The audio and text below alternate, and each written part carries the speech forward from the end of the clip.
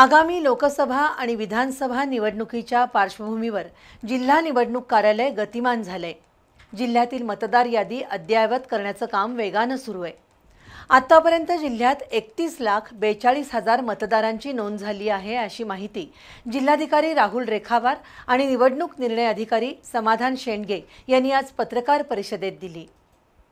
यावर्षी महाराष्ट्रात लोकसभा आणि विधानसभा या दोनही महत्त्वाच्या निवडणुका होणार आहेत। या पार्श्वभूमीवर निवडणूक आयोगानं मतदार यादी विशेष निरीक्षण कार्यक्रम हाती घेतलाय।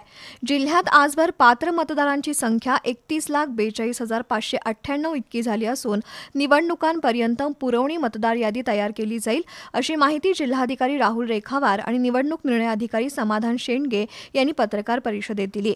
जिल्ह्यातील नवमतदारांची नोंदणी समाधानकारक असून आतापर्यंत 21,915 नवमतदारांची भर पडली आहे, तर मतदार यादी अद्ययावत करण्यासाठी विविध मार्गांनी प्रयत्न सुरू आहेत। 80 वर्षावरील ज्येष्ठ नागरिक मतदार आणि 40% पेक्षा जास्त अपंगत्व असणाऱ्या मतदारांच्या घरी जाऊन त्यांचं मतदान घेण्यासाठी सुविधा उपलब्ध करून दिली जाईल। या दोन्ही गटातील सुमारे 1.25 लाख मतदारांची जिल्ह्यात नोंद झाली आहे, तर 100% परिपूर्ण मतदार यादी असणाऱ्या गावांचा विशेष सत्कार केला जाणार आहे, असे जिल्हाधिकारी राहुल रेखावार यांनी सांगितलं। यावेळी नायब तहसीलदार जयंत गुरव उपस्थित होते।